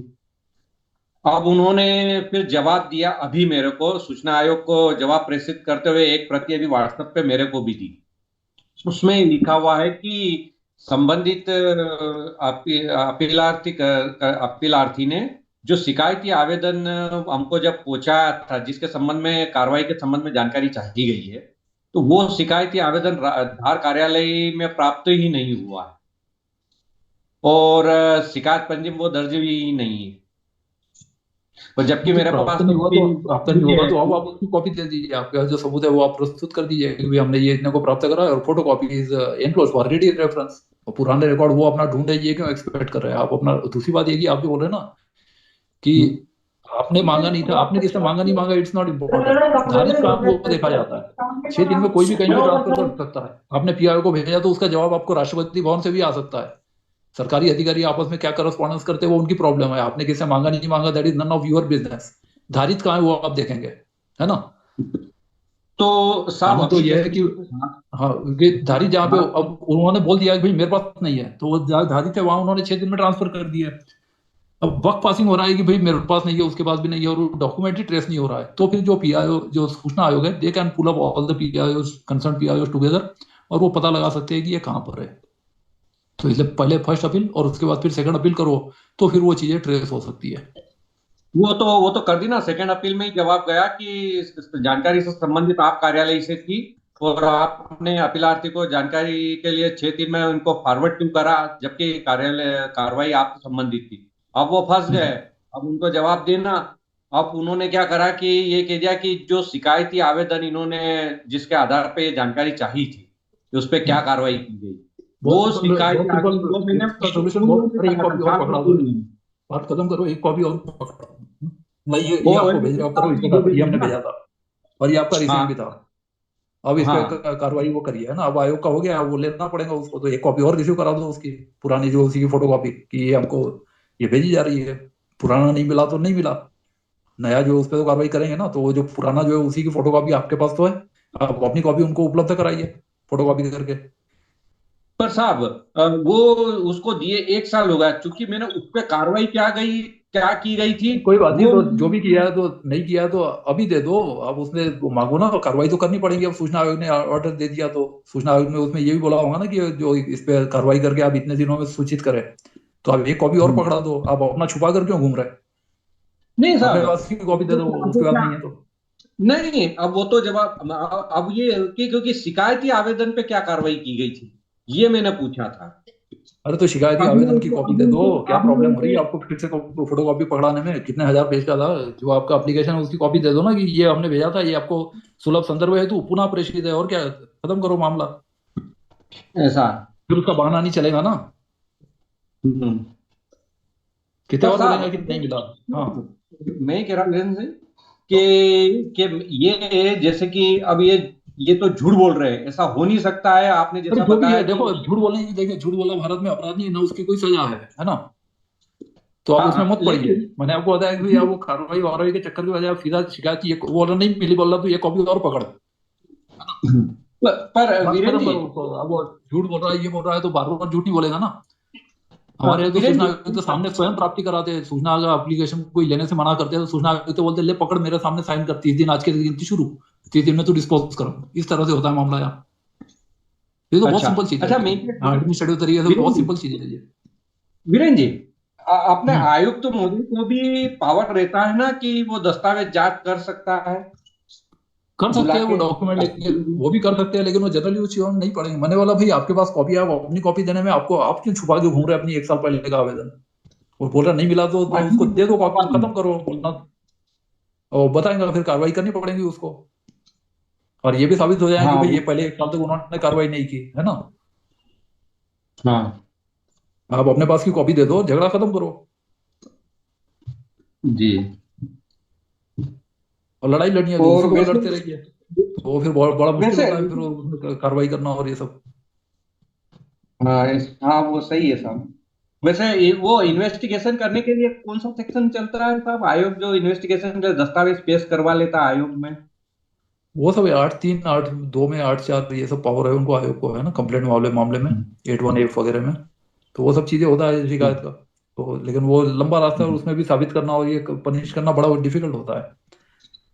जी तो इधर जो मैं बोल रहा हूँ, आप अपनी प्रॉब्लम सॉल्व करिए, उसके पीछे मत पड़िए व्यक्ति के, है ना। जी आपकी समस्या है, शिकायत पे कार्रवाई नहीं हुई, शिकायत की एक कॉपी और पकड़ा दो, बोलना ये कॉपी, ये शिकायत है मेरी। बल्कि आयोग को खुद आपके अपने लगानी चाहिए, साहब मेरी ये शिकायत है। आयोग भी देखेगा what is the importance of your application, कौन सी चीज थी जिस पर ये लोग इतना डर रहे हैं या छुपा रहे हैं, ये उनको आयोग को पता चल जाएगा। तो आपको तो स्वयं अपनी कॉपी पर्चे छपा के बांटनी चाहिए, लो भाई आप भी देखो, देखो ये जी सूचना मुझे दे नहीं रहे, है ना। तो आप अपनी चीज क्यों जी। छुपा के घूम रहे? वैसे उन्होंने मांगा, उन्होंने, मैंने जो संलग्न करी ना साहब, मैंने हाँ। जो रजिस्टर डाक संलग्न करी ना, तो उन्होंने ये बात मानी रजिस्टर डाक कि बोले कि आपने ये क्रमांक की जो साथ में संलग्न करी है शिकायत आवेदन की जो छाया प्रति जो हमको पहुंची थी, उसकी डाक प्रति की रजिस्ट्री पावती की रजिस्ट्री के जो ये नंबर है ये है, और जो हमारे कार्यालय में नहीं है। उन्होंने ये बात तो मानी। हाँ ठीक है, तो इसमें ये करो, और साथ में के जो कंटेंट है ना, ऐसे मेरे पास भी एज ए पीओ कई बार ऐसे आते थे लेटर, रिफ्यूज टू एक्सेप्ट, या फिर पता गलत होने की वजह से, तो हम ऐसे सील्ड लिफाफे अपने पास रख लेते थे। और फिर आयोग में वो दिखाया तो वहां पकड़ा देते, देखो साहब इसने लेने से मना कर दिया। तो हालांकि ऐसा एक भी केस आया नहीं, क्योंकि वो व्यक्ति ही एग्जिस्टेंस में नहीं था, जो भी है, तो ऐसा मेरा कोई केस ऐसा मेरे खिलाफ नहीं हुआ। लेकिन हमारे पास रखे थे सील्ड लिफाफे, लेने से मना कर दिया, है ना। या फिर पता ही गलत था कि उस पते में नहीं पाया गया, तो वो आपको पोस्टमैन रिमार्क लिख के दे देता है ना। तो आपका अच्छा। पता गलत हो, डिफिशियंसी हो, ऑफिस ही शिफ्ट हो गया हो, तो ऐसा भी हो सकता है। तो आपने भेजा तो आपके पास कॉपी तो है ही, तो आप उसको खुला लेटर भी पकड़ा दीजिए और साथ में लिफाफे की कॉपी भी दीजिए। आयोग को भी पता चलेगी अंदर लिखा क्या था, क्या खजाना छुपा था आपके लेटर में, है ना। तो वो चीज लिखो, तो उसे इम्पोर्टेंस का, और ना, इंफॉर्मेशन का इम्पोर्टेंस पता चले उनको, क्योंकि उनको लगेगा कि कुछ इंपॉर्टेंट है क्या। ये हुआ, देखिए सबसे शिकायत अपील में जो लास्ट पैरा होता है, एनी अदर मैटर, उसमें आप कोई भी चीज लिख सकते हैं। आप उसमें लिखिए कि साहब ये करोड़ों का घोटाला है, ये चीज है, वो है, क्यों छुपा रहा है, तो उसमें आप कुछ भी लिख सकते हैं, है ना। उसको पता चले इंफॉर्मेशन क्यों मांगी जा रही है, इसका इंपॉर्टेंस क्या है। कानूनन कोई आपको पूछ नहीं सकता, लेकिन आयोग के सामने 100 केस रोज रहते हैं, वो क्यों इसमें पड़ेगा बीच में, है ना। सही। मैंने बताया कि ऐसे तो केस में वो तो लिफाफे खोल के तक नहीं देखते उत्तराखंड में, तो सीधा पकड़ा देते कॉपी की, ये रिसीव करो, 30 दिन आपकी गिनती शुरू, और आपको वो कर देते हैं कि मैटर डिस्पोज, अब यदि नहीं सही। हुआ तब अब फिर से आना। तो 6-7 की कार्रवाई करो इस पे, सेक्शन की, बस ये करते हो। बाकी उसमें कोई वो आयोग कोई लिफाफे खोल के थोड़ी पड़ता है, वो उनका काम भी नहीं सही। है। मामला है कि पत्र नहीं मिला तो अब पकड़ा दो, खत्म मामला। तो ये केस सॉल्व करना बड़ा सिंपल होता है। आपको कोई सस्पेंस स्टोरी कहानी थोड़ी उसकी बनानी की, क्यों नहीं खोला, ये हुआ वो हुआ। आयोग उसमें नहीं पड़ेगा ना, पीआईओ लेवल का काम है, पीआईओ करेगा, आयुक्त लेवल का काम करेगा। ये सब जैसे आपने ये जो लिफाफा बताया कि जो नील इते ऐसे लिखा हुआ आ जाता है, लेकिन वो आया भी नहीं मेरे पास लिखा हुआ रिटर्न। तभी उन्होंने तो उनको डिलीवर हो गया, तो डिलीवर हो गया होगा। तो ये क्रॉस हाँ किया हुआ है, ये जो आप दिखा रहे हैं, तो उसमें क्या लिखा, रिमार्क कोई लिखा तो है ऊपर, ये हाथ से क्या प्रति प्राप्तकर्ता लेने से क्या मना किया, है ना। अतः प्रेषक को वापस भी दे रहे हैं। ये कॉपी आपके पास कहाँ से आई, आपको जी वापस मिला है तभी तो आपको मिल रहा है। ये कौन है, गजेंद्र साहू आप ही है? जी। मैं नहीं। हाँ, अब सत्येंद्र सिंह चौहान, तो उसको वापस तो मिला है, ये इस पर स्पष्ट लिखा भी है। और ये बिना एक्स्ट्रा कॉस्ट के ये डाक विभाग डिलीवर भी करता है। और प्राप्त नहीं है सही। तो कॉपी आई कहाँ से आपके पास? पोस्टमैन का सही साइन है। भी दिख रहा है इस पे तो। सही। हाँ, तो प्राप्त कैसे नहीं हुआ है? प्राप्त हो गया है, वो प्रेषक को वापस कर दिया सही। है, वो रखते नहीं है उनके पास। देखो वही होता है जो आरएलओ में होता है, रिटर्न लेटर ऑफिस, लिफाफा फट गया है या भाषा ऐसी लिखी कि वो स्क्रिप्ट ही उसके समझ में नहीं आ रही, तो ऐसी जो चीजें होती है वो भी नष्ट नहीं करते, वो आरएलओ में पड़े रहते हैं। 100 साल सही। पुराने भी लेटर पड़े रहते हैं उनके पास। डाक विभाग बहुत पुराना है, तो वो चीज वहां पे डंप कर देते हैं वो। अदरवाइज वो कोशिश करते हैं कि जो रिसीवर है उसको मिले, या तो रीडायरेक्ट किया जाए, और नहीं मिलता तो जो भेजा है उसका भी, कभी कभी भेजने वाले भी अपना लेटर पे लिखते हैं। तो लिफाफा फट गया तो लेटर पर से लिख के वो भेजने वाले को भी वापस कर देते हैं कि भाई वो किसको भेजना है, आपने इस पर स्पष्ट नहीं है, तो आपका लेटर आपको वापस किया जाता है। तो इस तरह से वो अपने पास कुछ रखते नहीं है, अनलेस इट इज से कम्प्लीटली, मतलब पूरा ही पैकेट खुल गया और मतलब पता ही नहीं चल रहा कि वो कागज किसने किसको भेजा है। तो किसने भेजा ये भी नहीं पता चल रहा, किसको भेजा वो भी नहीं पता चल रहा, या तो भाषा ही नहीं समझ में आ रही क्या लिखा है। तो फिर वो चीजें आरएलओ में पड़ी रहती है। तो ये तो प्रेषक को वापस मिल गया, ये आरएलओ का मामला नहीं है, रिटर्न लेटर ऑफिस का मामला नहीं है ये।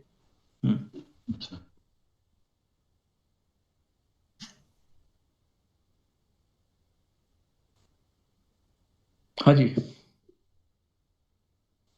अब शेयरिंग स्टॉप कर सकते हैं।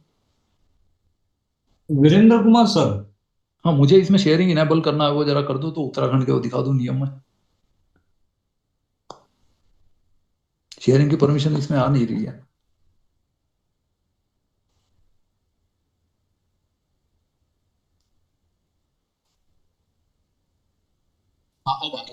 शेयरिंग का ये परमिशन आ गया है, तो मैं इसमें उत्तराखंड के जो रूल्स है वो दिखा देता हूँ, जो सेकंड पार्ट था।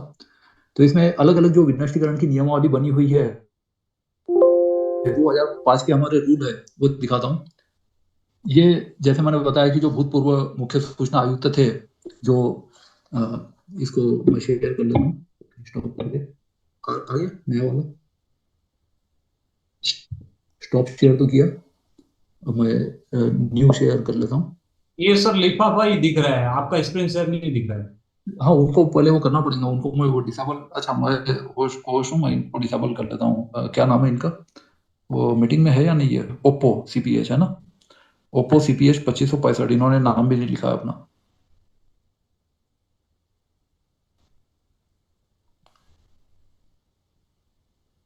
पहले मैं डिसेबल कर देता हूँ sharing, ask to unmute, ask to start video, rename, put in waiting room, remove. कौन है ये ओप्पो? इनको अनम्यूट बटन भेजा है मैंने, नहीं करते तो फिर मीटिंग से वो कर लेते हैं, शेयरिंग अपना स्टॉप नहीं कर रहे वो। मेरी आवाज आ रही है? हाँ सर, बिल्कुल आ रही है आपकी आवाज। हाँ, तो ये ओप्पो कौन है ये, और ये शेयरिंग स्टॉप नहीं कर रहे अपना? कर दिया सर उनका, अभी कर दिया, अब हो गया, ठीक है, अब स्टॉप हो गया। तो अब मैं मेरा शेयर करता हूँ, ये है ना शेयर, और इसमें ये है शासन आदेश, और ये मैं शेयर करता हूँ। तो ये देखिए, जैसे मैंने बताया कि अलग अलग सरकार है, अलग अलग सरकारी विभाग होते हैं, तो इस तरह के आदेश निकालते हैं। जैसे ये मैं आपको दिखा रहा हूँ, ये परिवहन विभाग का है। विभागाध्यक्षों, कार्यालयाध्यक्षों, निदेशालय में अभिलेखों के रख रखाव, अभिलेखन करने और विनिष्टीकरण करने के संबंध में। तो इस तरह से कुछ अपने अपने विभागों के, जैसे मैंने बताया कि हमारे यहाँ फॉरेस्ट विभाग ने बनाया है, पीडब्ल्यूडी ने बनाया है, तो बनाते हैं। अब ये 2013 का है। दूसरा जो मैं दिखा रहा हूँ, ये है सुरेंद्र सिंह रावत, जो हमारे सचिव थे जीएडी, सामान्य प्रशासन विभाग, जो नोडल विभाग है आरटीआई एक्ट के इम्प्लीमेंटेशन के लिए। बाद में ये आईएएस ऑफिसर हमारे वो भी बन गए थे, सूचना आयुक्त, और इन्होंने फिर जो ये जब सचिव थे तब इन्होंने आरटीआई रूल्स 2013 बनाया था, जनवरी और जून के दोनों रूल्स इन्होंने बनाए थे। मैं भी इनके सामने पेश हुआ था एक केस में, जब मैं पीआईओ था। तो इन्होंने बनाया है विभागाध्यक्षों, कार्यालयाध्यक्षों, निदेशालय के में अभिलेखों के रख रखाव, अभिलेखन करने और विनष्टीकरण करने के संबंध में बहुत सारे जो विनष्टीकरण के नियम है, ये भी हमारे यहाँ पर जो सूचना आयोग की भी जो वेबसाइट है इस पर पब्लिक है। तो ये जो है ये फॉरवर्डिंग लेटर है केवल। अब इसमें जो विनष्टीकरण के नियम यदि हम देखें तो आप देखिए, डॉक्टर आर.एस. टोलिया, मुख्य सचिव उत्तरांचल शासन देहरादून, तो 2005 के नियम है जो हमने पब्लिक किए हुए वेबसाइट पर। तो इसमें विभागाध्यक्षों, निदेशालयों एवं कार्यालयाध्यक्षों के कार्यालय में अभिलेखों को अभिलेखन, रिकॉर्डिंग करने एवं उन्हें नष्ट करने के संबंध में निर्धारित अवधि का विवरण है ना। तो ये बहुत बड़ा जियो है, और बाकी जो जियो है वो इसी के आधार पर है। और ये डॉक्टर आर.एस. टोलिया साहब ने इसको बनाया था, उत्तर प्रदेश के जो विनष्टीकरण के नियम है, और ये प्रशासनिक सुधार विभाग के तरफ से जारी किया गया था।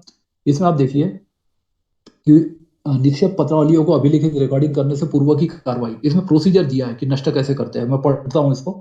अभिलिखित करने से पूर्व यह देख लिया जाए कि पत्रावली में कोई कार्रवाई शेष तो नहीं है और उसमें सभी कागजात पूरे हैं। दूसरा, फटे पुराने कवर्स को बदल दिया जाए और पत्रावली संख्या और विषय मोटे अक्षरों में स्पष्ट लिखा जाए। तीसरा, रंगीन चीटों एवं अनावश्यक कागजात को हटा दिया जाए, मतलब जो ये होते हैं ना पेज मार्कर्स वगैरह, फ्लैग, तो ये रंगीन चीटों ये सब हटा दिया जाए। पत्रावली के पत्राचार कवर्स में रखे सभी पत्रों को आरोही क्रम में क्रमांकित कर लिया जाए। मतलब वो दो सिस्टम होता है, असेंडिंग ऑर्डर या डिसेंडिंग ऑर्डर। तो जनरली जो डिसेंडिंग ऑर्डर में वो करते हैं, मतलब सबसे पहले लेटर होता है, फिर नया है तो उसके ऊपर रखा जाता है, नया उसके ऊपर रखा जाता है। So it is in reverse chronological order generally. तो इस तरह से उसको डेट वाइज कर लिया जाए तथा महत्वपूर्ण पत्रावलियों में प्रत्येक पृष्ठ पर पृष्ठ संख्या भी आरोही क्रम में डाल दी जाए। तो पहले उसको अरेंज करना है, अरेंज करने के बाद फिर उसको नंबर कर दिया जाए। कभी कभी ये उल्टा भी हो जाता है, क्योंकि अब ऑलरेडी कर दिए गए तो उसको री नंबरिंग कुछ लोग करते हैं, कुछ लोग नहीं करते हैं। पदावली के कवर्स पर कुल क्रमांकों या पृष्ठ संख्याओं का उल्लेख कर दिया जाए कि this file contains so many pages. उसके बाद फिर अभिलेखन की कार्रवाई। यदि पत्रावली के टिप्पणी और पत्राचार के दो अलग अलग फलक है तो अभिलेखन की कार्रवाई पत्राचार फलक पर उसी प्रकार दर्शाई जाए। जैसे कि लेफ्ट होता है, राइट साइड होता है। लेफ्ट साइड पे फाइल नोटिंग्स होती है, राइट साइड पे करस्पॉन्डेंस होता है। तो फाइल नोटिंग और करस्पॉन्डेंस है तो इसका अलग अलग नोटिंग होता है। मतलब नोटिंग का नंबर 1 2 3 4 होता है लेफ्ट साइड पे, और राइट साइड पे जो करस्पॉन्डेंस है उसका भी नोटिंग इस तरह से 1 2 3 4 अलग अलग होता है। और ये दोनों को टोटल किया जाता है, जो फाइल कवर है उस पर लिखा जाता है। अब वर्ष और माह तक रखी जाए। जो पत्रावलियां स्थायी प्रकृति की है उसी वर्ष माह के स्थान पर स्थायी शब्द का उल्लेख किया जाए। मतलब रिटेंशन की जो वैल्यू है वो भी उस पर लिखा जाए फाइल पे, या फिर स्थायी है तो स्थायी लिखा जाएगा, ताकि उसको कभी नष्ट नहीं किया जा सकता। नियमानुसार पत्रावलियों को विषयवार, वर्षवार एवं क्रमवार व्यवस्थित करके 20-20 के बंडलों में रखा जाए। तो 20-20 के बंडल बनाते हैं। कोर्ट में भी आप देखिए केस वाइज होता है, क्योंकि फाइलें रोज कोर्ट से रजिस्ट्री में, रजिस्ट्री से कोर्ट में ट्रांसफर होते रहती है। तो इस तरह से वहाँ नंबरवार रखते हैं। तो वो विषयवार, वर्गवार, क्रम, वर्षवार, क्रमवार जैसे भी है उसको अरेंज किया जाए। जनरली सब ऑफिसर करते ही है अपनी अपनी कन्वीनियंस के मुताबिक। यदि कार्यालय में अभिलेख कक्ष है, रिकॉर्ड रूम है, तो पत्रावलियों को बीजक के माध्यम से अभिलेख कक्ष भेजा जाए। बीजक को निम्न प्रारूप में बनाया जा सकता है, तो फिर उसमें वो वहाँ रिकॉर्ड रूम में ट्रांसफर कर दिया जाता है। अपने ऑफिस में उसकी जरूरत नहीं है तो। फिर अभिलेखन के पश्चात की कार्रवाई, पत्रावली को नष्ट करने से पूर्व की कार्रवाई, रिव्यू, ये सब यहाँ पे दिया गया है ना। तो ये शासन आदेश है, काफी बड़ा है। इस पर कोई प्रश्न है तो मैं इसको पढ़ के सुनाऊंगा। आप देखिए, इसका एक अनुसूची शेड्यूल है इस शासन आदेश का। तो विभागाध्यक्षों, निदेशालय एवं कार्यालयाध्यक्षों के कार्यालयों में अभिलेखों के अभिलेखन, रिकॉर्डिंग करने एवं नष्ट करने हेतु निर्धारित अवधि का विवरण।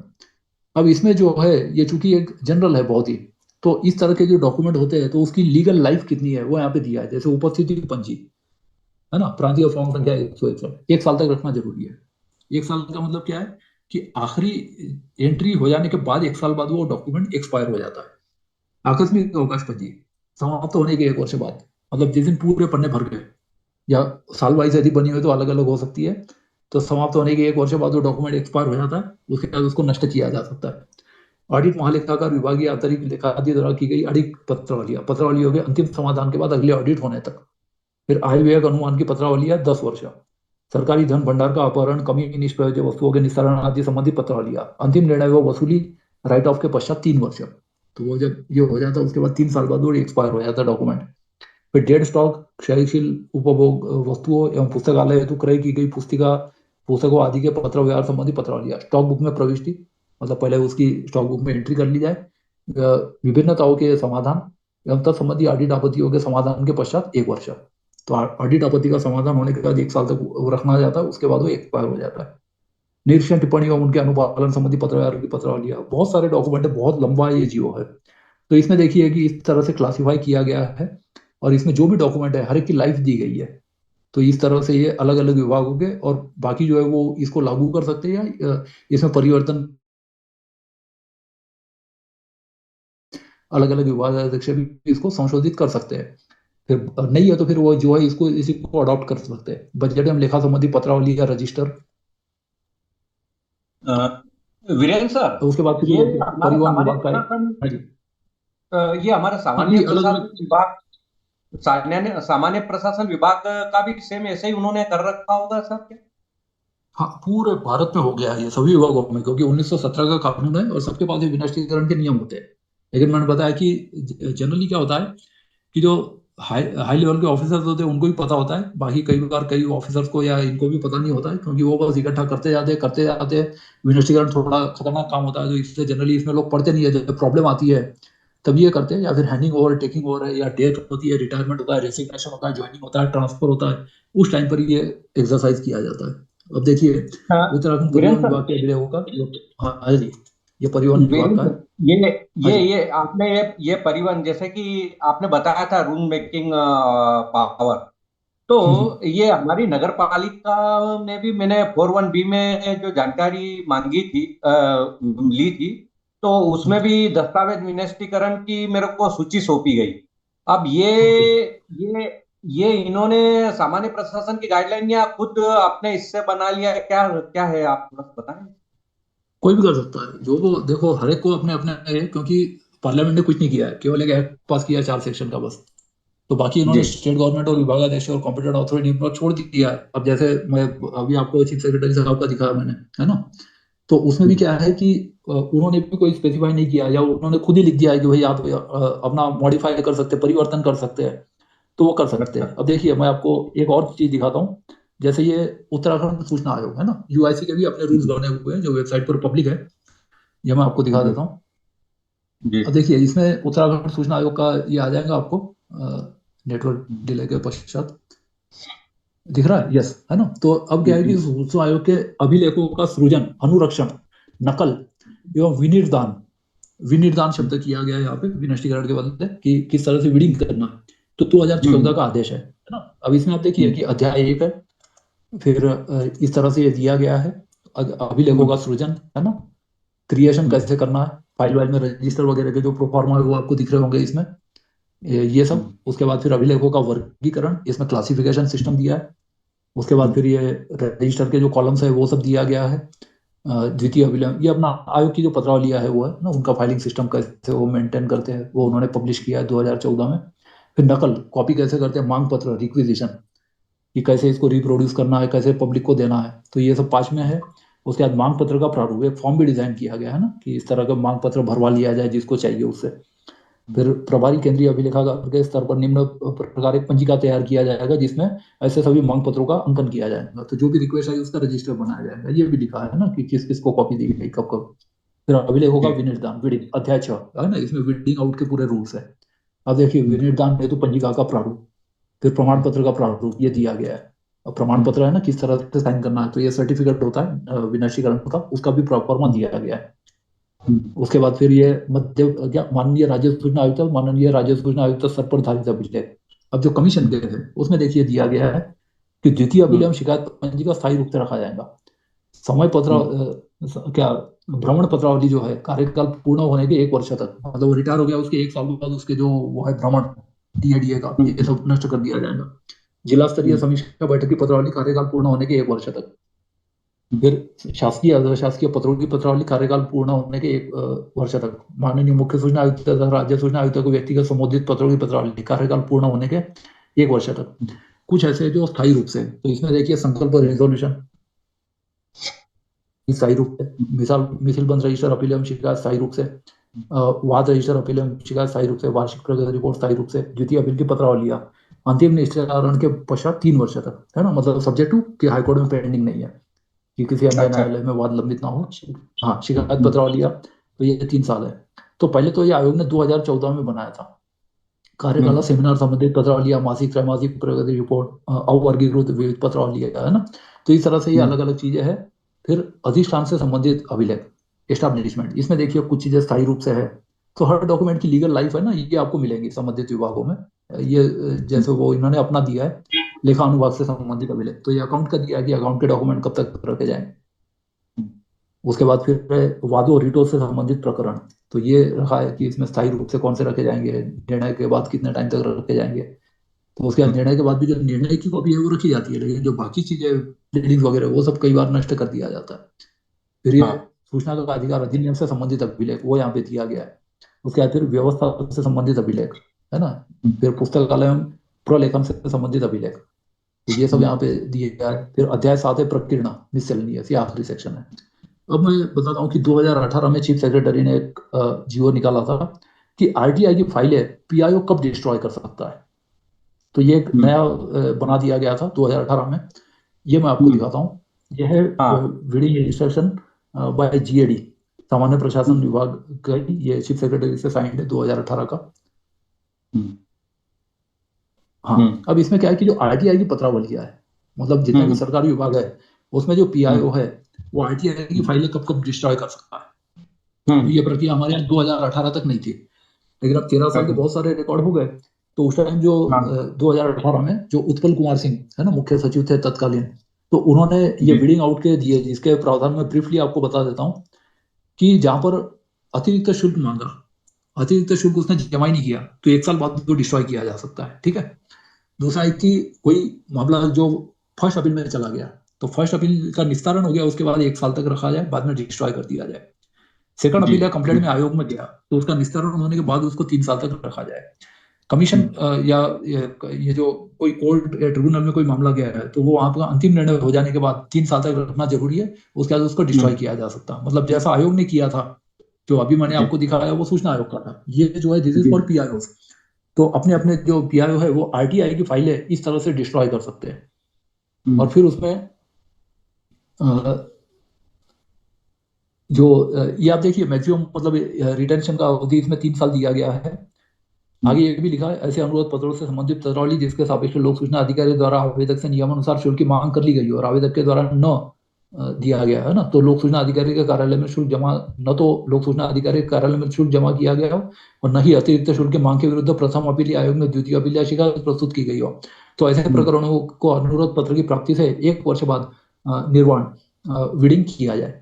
ऊपर देखिए ऐसी पत्रावली जिसमें लोक सूचना अधिकारी द्वारा किए गए विनिश्चय या दी गई सूचनाएं प्रथम एवं द्वितीय अपील में किए गए विनिश्चय किसी अर्धन्यायिक न्यायाधिकरण, समिति निकाय, माननीय न्यायालय आदि में किसी वाद के अभिलेखों का भाग हो है को प्रकरण के अंतिम निर्णय के 3 वर्ष के बाद निर्दान या विडिंग किया जाए। मतलब कोर्ट केस कंप्लीट हो जाने के बाद 3 साल बाद इसको भी डिस्ट्रॉय किया जा सकता है।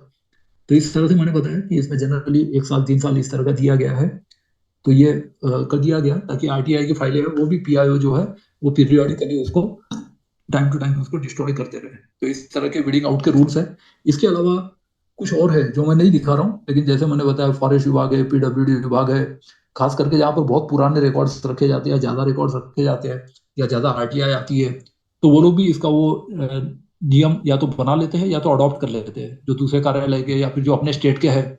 तो स्टेट गवर्नमेंट के वो सभी स्टेट पे ऑफिस होते ही है और वो चाहे तो उसको ओवरराइड करने के लिए अपने स्पेशल बना सकते हैं, जैसे कि सभी स्कूल्स है, कॉलेजेस है, यूनिवर्सिटीज है, तो वो भी अपने अपने बना लेते हैं। तो नॉर्मली जो अपने अपने डीएम के या शिक्षा विभाग के वो कर लेते हैं, यूनिवर्सिटी है तो ऑटोनॉमस है तो अपने फॉलो कर लेते हैं, या यूजीसी के है तो वो फॉलो कर लेते हैं। तो इस तरह से वीडिंग आउट के सामान्यतः नियम बने होते हैं और उसके तहत वो ये है कि 6 महीने तक रखना जरूरी है रिजल्ट डिक्लेयर होने के बाद, या स्टूडेंट पास आउट हो जाने के बाद, या डिग्री प्रदान करने के बाद। अब उसकी जो डिग्री वगैरह है वो परमानेंट रखी जाती है।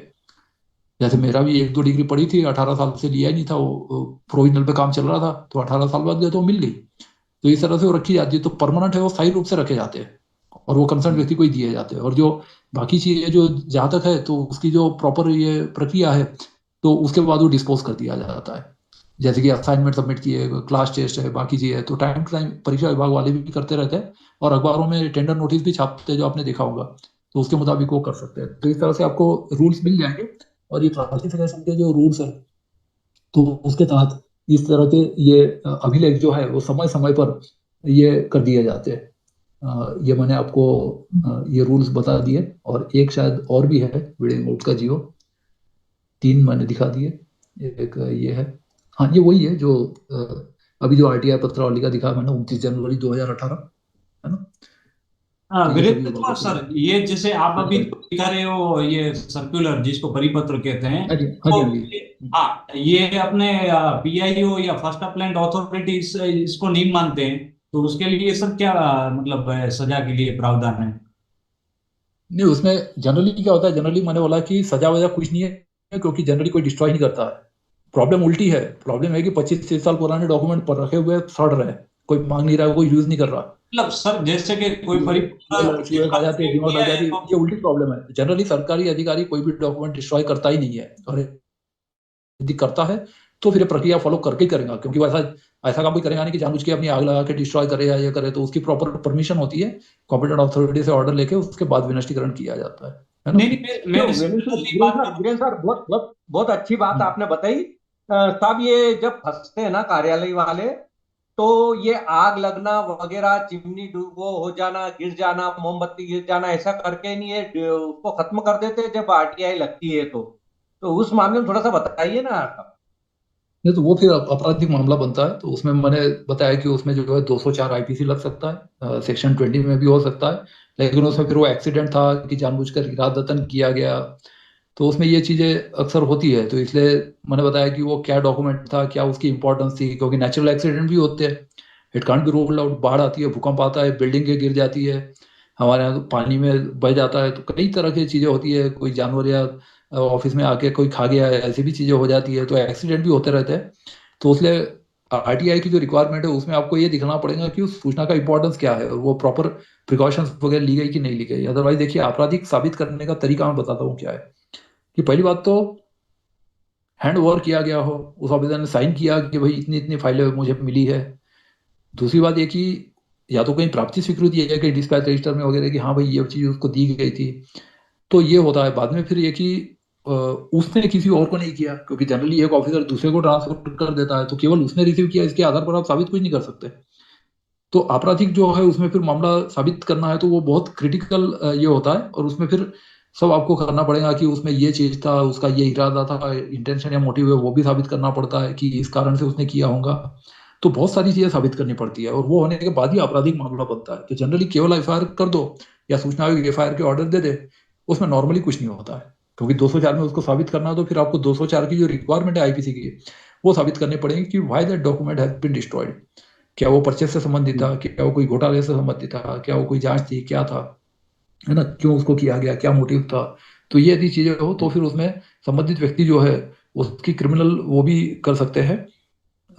इसमें चैट बॉक्स में किसी ने और लिखा है, रिकॉर्ड एडवोकेट मनोज रिकॉर्ड संरक्षित करने की अवधि के नियम कृपया शेयर करें।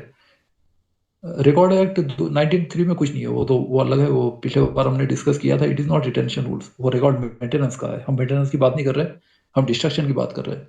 डॉक्यूमेंट को डिस्ट्रॉय कैसे करते हैं वो आज का टॉपिक है, ये दो अलग अलग चीजें है। रिकॉर्ड ऑफिसर रखना कोई जरूरी नहीं है। रिकॉर्ड ऑफिसर केवल सेंट्रल गवर्नमेंट वाले ही रखते हैं, स्टेट में ऐसा कोई रिकॉर्ड ऑफिसर वगैरह का प्रावधान नहीं है, कंपलसरी कुछ भी नहीं है उसमें। और सेंट्रल में भी नहीं भी रखा है तो भी आपराधिक मामला नहीं बनता, वो मैंने अभी बता दिया था, सेक्शन 5 का उल्लंघन कोई अपराध बीरेन जी, नहीं। बीरेन जी, हाँ जी, हाँ जी, एक तो प्रश्न हैंड रेज है, इनको ले लीजिए, फिर इसको कार्यक्रम को हाँ जी, खत्म जो किया जाए, 6 बज रहे हाँ हैं। जी, हाँ जी, यस, राज 1:20 राज हो गया है। तिवारी तो जी, इसमें राज आप तिवारी क्या जी, बोलेंगे?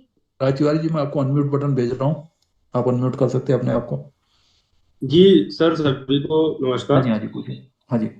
हाँ सर, जैसे आपने बताया अभी कि हम्म, डॉक्यूमेंट्स नष्ट करने के लिए, सर कभी हाँ कभी जी, ये ऑफलाइन तो ठीक है सर, नष्ट कर देते, क्या ऑनलाइन का भी कोई है हटाने का प्रावधान, कि ऑनलाइन भी हाँ जी, हटा ऑनलाइन सकते का हो वो बाद में वहां कभी से डिस्कस जहां से करेंगे। डाला हुआ है? ऑनलाइन का, हाँ ऑनलाइन का है एक्चुअली। रिकॉर्ड डिटेक्शन जो है दोनों में दिया गया है, इंफॉर्मेशन टेक्नोलॉजी एक्ट भी है, और ये पब्लिक ये जो डीपीडीपी है, digital personal documents protection act है ना, तो वो भी है। तो इसमें ये प्रावधान, इस पर हम कोई अलग से वो करेंगे तो उसमें मैं रिटेंशन का ये बताऊंगा, है ना। डिजिटल में भी ऐसे प्रावधान है, जी सर दूसरा ऐसे नियम बने हुए हैं, जी खास सर करके दूसरा डीपीडीपी एक्ट में रिटेंशन का अलग से पूरा सेक्शन है, तो उसमें ये दिए गए हैं।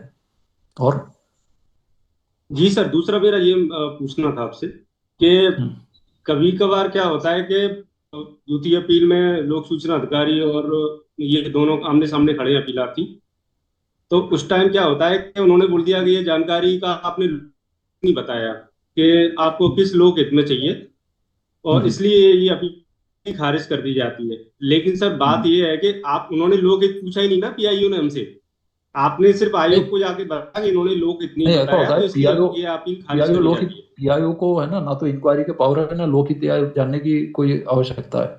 लेकिन जो अपीली अधिकारी और जो ये है फर्स्ट या सेकंड अपील, वहां पर वो जरूर पूछ सकते हैं, और वो भी 81D E या जे है, क्योंकि लोकहित आपको केवल 81D E और जे क्लॉज, 3 क्लॉजेस है, वहां ही लोकहित की बात आती है। अदरवाइज कहीं पर भी आपको लोकहित साबित नहीं करना है। ये 6(2) में स्पष्ट लिखा है कि आपको सूचना क्यों चाहिए, ये कारण नहीं है, लेकिन हाँ सूचना क्या इंपॉर्टेंस है, ये यदि आप लिखे तो कम से कम उस आदमी को समझ में आएगा कि मुझे इस अपील की सुनवाई को कितना टाइम देना है। अदरवाइज वो बोलेगा नेक्स्ट केस, है ना, वो सीधा केस को डिस्पोज कर देगा, क्योंकि उनके पास लाइन लगी रहती है वहां पे जी शुरू सर केसेस। तो वो ज्यादा उसमें लेकिन बीच में सर का कोई पड़ेगा नहीं, अपील अधिकारी है, आपको बताना पड़ेगा आपके लिए व्हाई इट इज इंपॉर्टेंट, तो वो आपके अपने इंटरेस्ट में है। लेकिन आप उसमें बताइए कि थोड़ा इसमें टाइम भी तो भ्रष्टाचार है, अपीलार्थी को मिलना क्रिमिनलिटी है, चाहिए इस बात के घोटाला है, लिए, कुछ लोगित बताने के लिए। बाध्य नहीं है, मतलब लीगली बाध्य कुछ नहीं है, आपका केस डिसमिस हो जाएगा, और 81 आपको साबित करना भी जरूरी नहीं है एक्सेप्ट डी ई और जे। लेकिन आप यदि सूचना की इंपॉर्टेंस है वो यदि बता देते हैं तो उसको लगेगा कि ये बिजी बड़ी नहीं है, फालतू काम नहीं कर रहा है, जनहित की कोई बात है, तो यदि आप साबित करते हैं तो आपके लिए अच्छी बात है। तो आप चाहे तो लास्ट पैरा जो होता है कंप्लेंट या अपील का,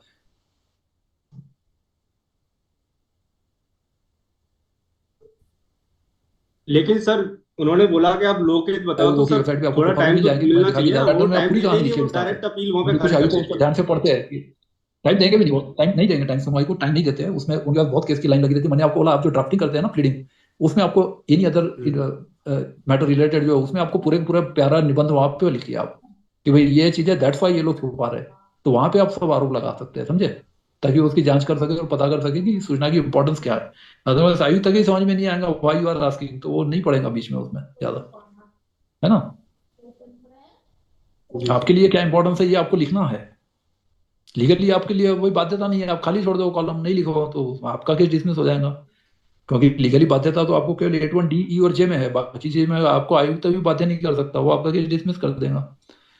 लेकिन आप यदि कर रहे हैं पब्लिक इंटरेस्ट में है, या कोई जर्नी है, क्रिमिनलिटी है, करप्शन है, भ्रष्टाचार है, घोटाला है, आप लिखिए ना कि ये चीज है जिसकी वजह से कर रहे हैं, ताकि उसको पता चले कि वाई इट इज इंपॉर्टेंट। तो ये आपके अपने हित में है।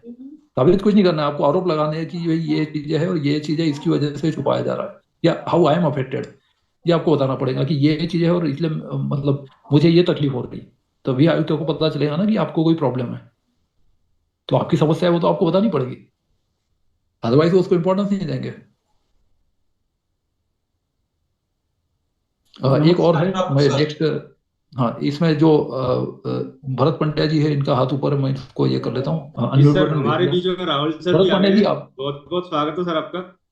हाँ भरत पंड्या जी आपका मैसेज आप चाहे तो फिर एक बार वो पोस्ट कर दीजिए। वो पिछला मेरा मीटिंग डिस्कनेक्ट हो गया था, तो I lost your chat message, आप चैट में फिर से पोस्ट कर सकते हैं, या किसी और के पास है तो वो कॉपी एंड पेस्ट कर सकते हैं। कार्यक्रम में राहुल सर भी जुड़ चुके हैं। राहुल सर, स्वागत है आपका। आज का जो सर टॉपिक था, destruction of the records act के बारे में था, और कौन कौन से दस्तावेज नष्ट किए जा सकते, क्या टाइम लाइन रहती, क्या कुछ कैसा है नियमावली। वो वीरेंद्र जी ने उसको विस्तार से बताया अपने प्रेजेंटेशन में। और सर, इस विषय में आपके भी काफी महत्वपूर्ण अनुभव रहे हैं, जहाँ कई बार ऐसे होता है कि जब आरटीआई से जानकारी मांगी जाती है तो रिकॉर्ड नष्ट होने जैसी बातें आती हैं, और फिर सवाल उठता है कि क्या नियमावली है, मध्य प्रदेश में क्या नियमावली थी, रिकॉर्ड्स कैसे नष्ट किए गए, क्यों नष्ट किए गए, और उनके क्या कोई लिखित प्रमाण, इस तरह से सारी चीजें। तो फिर पीआईओ का पक्ष रहता है, और फिर आपके अपने निर्णय रहते हैं। तो सर, कुछ ऐसे अनुभव हैं तो प्लीज सर शेयर करिए। स्वागत है सर। देखिए, मेरा अनुभव रिकॉर्ड कीपिंग और रिकॉर्ड मैनेजमेंट को लेकर के बहुत ही खराब रहा है यहाँ पर।